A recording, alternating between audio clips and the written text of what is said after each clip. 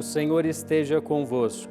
Ele está no meio de nós. Proclamação do Evangelho de Jesus Cristo segundo Marcos.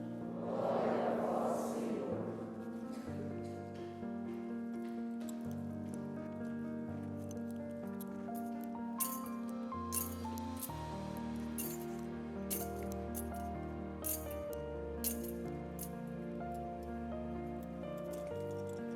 Naquele tempo, o Espírito levou Jesus para o deserto, e ele ficou no deserto durante 40 dias, e ali foi tentado por Satanás.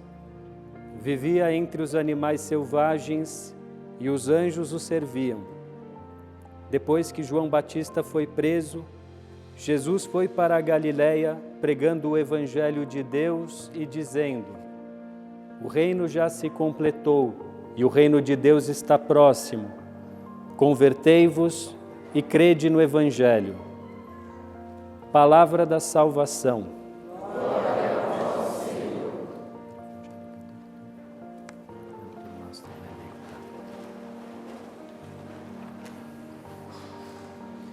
Louvado seja nosso Senhor Jesus Cristo. Para sempre seja louvado. Bom dia a todos. Nas Sagradas Escrituras existem vários exemplos de períodos de 40 ou 40 anos ou 40 dias, após os quais os homens foram especialmente agraciados por Deus ou receberam a misericórdia de Deus. Então, por exemplo, para citar alguns exemplos, nós ouvimos na primeira leitura que, vendo os pecados terríveis dos homens que se espalhavam pela terra, Deus fez com que chovesse durante 40 dias, ao final dos quais foram salvos Noé e aqueles que estavam com ele na arca. No livro do Êxodo, não só no livro do Êxodo, mas no Pentateuco, se conta como, depois da saída do Egito, o povo de Israel, guiado por Moisés, teve que passar 40 anos no deserto antes de chegar na terra prometida.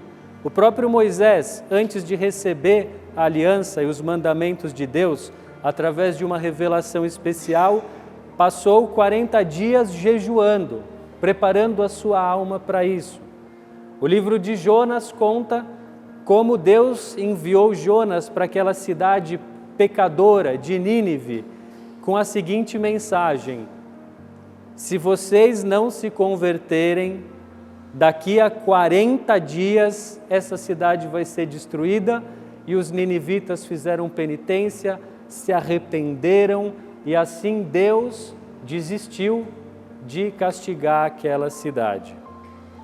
E Jesus escolheu começar a sua vida pública, recordando que Jesus passou os 30 primeiros anos da sua vida numa vida oculta, discreta, no seu lar em Nazaré, trabalhando como um carpinteiro. Ele decidiu começar a sua vida pública através de 40 dias e 40 noites de jejum no deserto, ao final dos quais nosso Senhor Jesus Cristo foi duramente tentado pelo diabo. Esse fato nos leva a recordar-nos de um outro fato importante da Escritura, que é o seguinte: São Paulo, ao se referir a Cristo, o Salvador, chama Cristo de novo Adão. Por que novo Adão? Porque, por causa do pecado do nosso primeiro pai, Adão, todos nós recebemos o pecado original. E por causa da salvação que Cristo realizou na cruz, todos nós podemos receber a salvação eterna. Pois bem, a Bíblia começa com o nosso primeiro pai Adão sendo submetido a uma tentação do diabo. O diabo, a antiga serpente, apareceu para Adão e lhe disse: Deus te mandou algo, desobedeça a Deus e você será como Deus. E Adão caiu nessa tentação miseravelmente. Ele tinha o paraíso, ele tinha todos os dons preternaturais que Deus lhe havia concedido, ele tinha amizade com Deus, mas ele caiu na tentação e com ele todos nós. E Jesus Cristo quis, por isso, antes de nos salvar, de ser submetido à tentação pelo diabo. Mas Jesus, diferentemente de Adão, venceu a tentação. Jesus, diferentemente de Adão, nos dá um exemplo da vitória para que nós, também nas nossas tentações, e todos nós atravessaremos tentações nessa vida, tenhamos a consciência de que Ele está ao nosso lado e tenhamos a consciência de que Ele, Jesus, vencerá as nossas tentações. Ele nos auxiliará a vencê-las. E por isso eu gostaria de chamar a atenção só para alguns elementos desse Evangelho que podem ter passado despercebidos. O primeiro deles, São Marcos diz que o Espírito Santo levou Jesus para o deserto. Uma tradução literal desse verbo, que aqui é traduzido como levou, ekbalei. Uma tradução literal seria: o Espírito Santo lançou Jesus no deserto.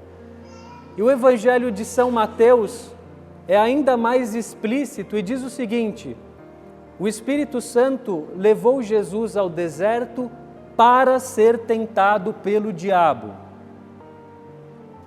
Então, em primeiro lugar, Jesus foi ao deserto porque Deus assim o quis. Todos nós, se quisermos ter parte com Ele, precisaremos, entre aspas, ir para o deserto. Não o deserto da Judéia, mas nós precisaremos ir no deserto. Em primeiro lugar, o que se tem no deserto? Em primeiro lugar, silêncio. Se você quer ter parte com Deus, se você quer ouvir a Deus, se você quer fazer a vontade de Deus, se você quer permanecer na comunhão com Deus, você vai ter que aprender a fazer silêncio. O diabo, ao contrário, assim como o mundo que nos cerca, querem nos tirar do silêncio. Querem nos levar a ficar a cada instante com uma distração diferente, com alguma sensação, um estímulo diferente, uma música, uma imagem, algo que nós comemos, algo que nós sentimos, o celular, para que nós fiquemos impossibilitados de ouvir a voz de Deus. E a Quaresma, nos chamando para um pouco mais de oração, quer nos chamar também a fazer silêncio, interior e exterior. Silêncio, sem o qual é impossível ouvir o Senhor. Mas além do silêncio, o deserto é um lugar de escassez. No deserto não tem água, no deserto não tem comida, no deserto não tem tudo aquilo que poderia nos trazer um pouco de conforto. E a penitência da Quaresma quer nos levar um pouco para essa escassez, para recordar a palavra que diz: não somente de pão vive o homem, mas de toda palavra que sai da boca de Deus, para que nós nos sintamos mais dependentes de Deus, na mão de Deus. E o diabo, repito, quer justamente o contrário. O diabo quer que você busque nas coisas, nas criaturas, aquilo que as coisas não podem te dar. Ele quer que você tente sanar a sua tristeza, o seu vazio interior, os seus medos, como? Com coisas, com abundância de coisas. Comendo, bebendo, comprando, né? Estou muito aborrecido, vou fazer umas compras para dar uma relaxada. Vou comer um pote de sorvete, vou tomar um engradado inteiro de cerveja, assim eu acabo com os meus problemas e com as minhas preocupações. E todos nós sabemos por experiência que é uma mentira. Quanto mais você procurar nas coisas aquilo que as coisas não podem te dar, mais você vai ficar triste, pesado, vazio, com uma sensação de fracasso, de frustração e decepcionado com você mesmo. Por isso Jesus, inclusive, esse evangelho não conta, mas São Lucas e São Mateus conta, no momento em que o diabo, no auge da fome, ofereceu um pão, Jesus afastou aquilo. Nem só de pão vive o homem, mas de toda palavra que sai da boca de Deus. Por fim, o deserto é um lugar da aridez. E viver a caridade é árido. Amar os outros é árido. Não pense que o amor é uma coisa espontânea, sempre gostosa, que brota, que nos faz nos sentir bem. Às vezes amar o outro significa sorrir quando você não quer sorrir, perdoar aquilo que você não perdoaria, conviver com aqueles com quem você, se pudesse escolher, não conviveria. E nesse tempo da Quaresma, o Senhor nos chama a enfrentar essa aridez, sabendo que vai valer a pena e sabendo, repito, que Cristo conquistará essa vitória. Então, quando você se sentir atribulado, tentado, lembre-se, Jesus já foi tentado por nós, a nosso favor. E lembre-se, Jesus vai te dar as graças para vencer a tentação. Agora, o Evangelho diz que Jesus ficou no deserto durante 40 dias e ali foi tentado pelo diabo. Essa palavra, tentação, que na Sagrada Escritura, no Evangelho aparece como peirasmos, que significa também provação, ela pode significar coisas diversas. Um dos modos de sermos tentados é sermos tentados diretamente pelo diabo. E ele nos tenta. Quer nos levar para pecar, quer nos levar a nos afastarmos de Deus, quer nos levar para o desespero, quer nos levar para uma vida frívola, sem sentido, o tempo todo. Mas às vezes nós somos tentados, colocados à prova, não pelo diabo propriamente, mas por nós mesmos. Em que sentido? Os vícios que nós temos, os defeitos que nós cultivamos sem lutar contra eles, vão se tornando sempre uma fonte de tentação para nós. Então, se você está acostumado, por exemplo, a ser preguiçoso, tudo aquilo que custar um pouco mais de esforço, você não vai nem precisar que o diabo te tente, você mesmo vai ser uma pedra de tropeço para você. Se você se habitua a ser intemperante, a comer tudo aquilo que o seu corpo te pede, você vai lá e dá para o seu corpo. Você vai sentir um pouquinho de fome, come. Sentir um pouquinho de sede, bebe. Não sabe renunciar a nada. Meu amigo, não vai precisar nem o demônio não vai precisar mover um dedo. A primeira oportunidade você mesmo vai se lançar. E isso com cada um dos nossos vícios. Às vezes, a tentação provém não dos nossos vícios, mas do exterior. As circunstâncias da nossa vida podem ser uma grande tentação. Então, se você, por exemplo, perdeu um emprego, isso pode ser uma grande tentação para a ira, para a depressão, para conturbar a sua relação com os outros, para te afastar das pessoas e te isolar numa espécie de autocompaixão ressentida. Às vezes uma doença, como nós falávamos na semana passada, pode ser uma grande tentação para a nossa fé, para a nossa confiança em Deus, para a nossa caridade. E frequentemente, as pessoas ao nosso redor são uma tentação para nós. Eu não digo somente as pessoas ruins, as pessoas que nos levam a pecar, que são uma ocasião de pecado, são certamente uma tentação e por isso faz parte da luta de cada católico se afastar dos ambientes e das companhias que nos levam a pecar, mas às vezes até as pessoas a quem nós mais amamos são uma ocasião de tentação, as da família, porque os defeitos são sempre os mesmos, as reclamações são sempre as mesmas, as discussões têm sempre as mesmas motivações, nós criamos aquela ilusão ingênua. Nisso, em geral, as mulheres são mais mestres em cometer esse erro do que os homens. Eu tenho certeza de que vai mudar, ele vai mudar. Agora comigo, depois do casamento, ele vai mudar, ele vai ser aquele homem virtuoso que ele nunca foi, vai ser aquele homem gentil que ele nunca foi, vai ser aquele homem compreensivo que ele nunca foi, vai ser aquele homem religioso que ele nunca foi. Não, olha, pode ser, para Deus nada é impossível, mas é possível que Deus utilize os defeitos, inclusive aquelas coisas que as pessoas da nossa família fazem em boa fé, que elas nem percebem que é má. Deus utiliza aquilo para nos santificar, aquilo se torna uma tentação, e aqui é que está o ponto.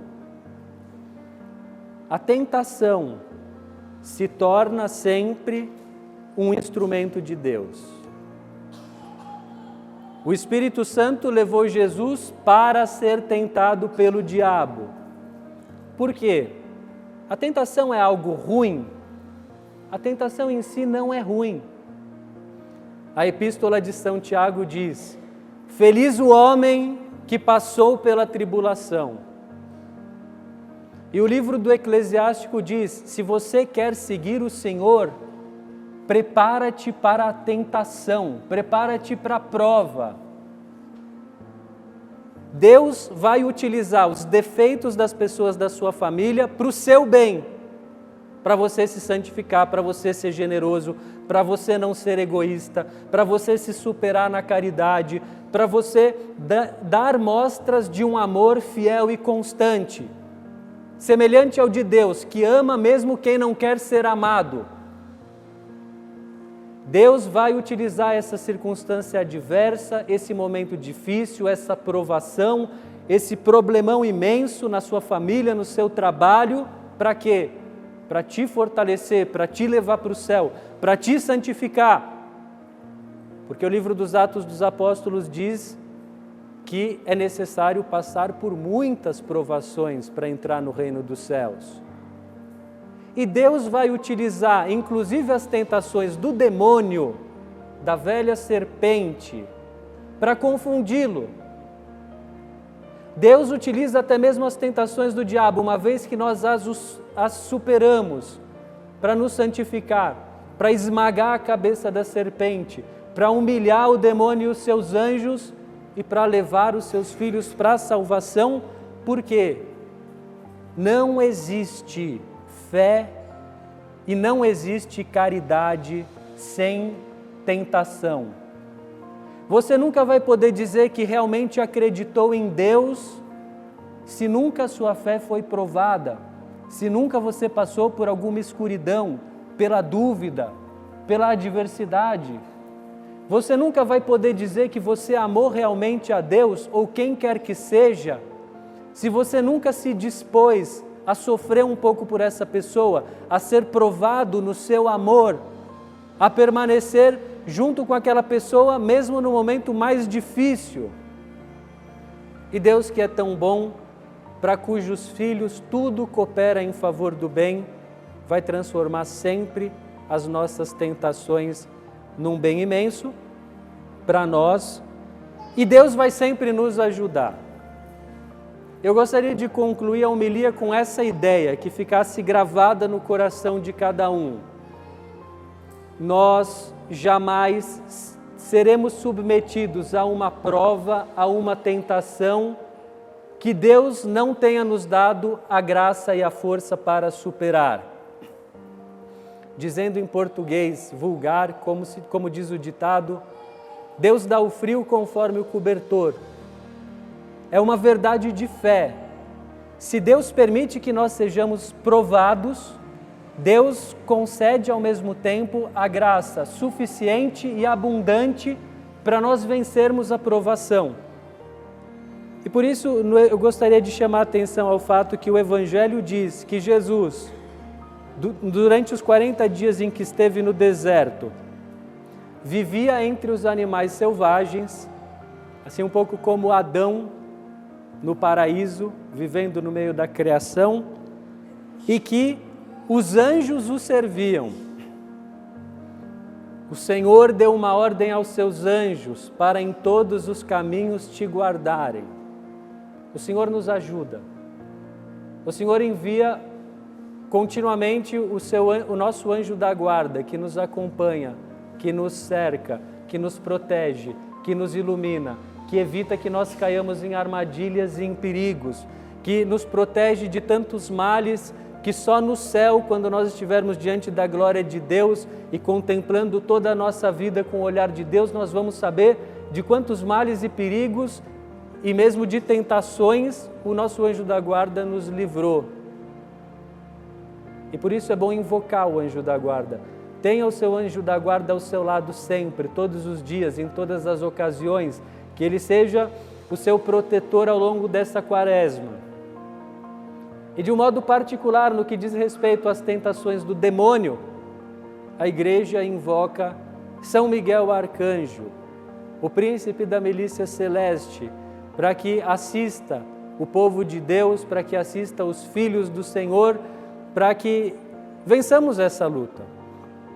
E seja a quaresma, que é um momento de graças especiais e, portanto, é um momento de mais provação para todos nós. E seja ao longo da nossa vida, que de certo modo é como uma grande quaresma que prepara o nosso encontro definitivo com Deus, elas são o quê? Uma luta. De um lado, Deus com os seus anjos, com os seus filhos, com a sua igreja, com aqueles que combatem pela igreja de Cristo. Do outro lado, o demônio, aqueles que escolheram voluntariamente pertencer a ele, aqueles que combatem contra a verdade, contra o bem, contra a bondade. E nós já sabemos de que lado nós temos que nos afilar e nós pedimos a intercessão de Nossa Senhora, porque com a ajuda dela, essa quaresma chegará a um bom termo. Com a ajuda de Nossa Senhora, o esforço, a penitência, a oração da quaresma serão muito mais alegres, muito mais frutuosos. Que Nossa Senhora nos acompanhe ao longo desses dias e que nós todos estejamos sob a proteção de São Miguel Arcanjo e dos nossos santos anjos da guarda. Louvado seja nosso Senhor Jesus Cristo.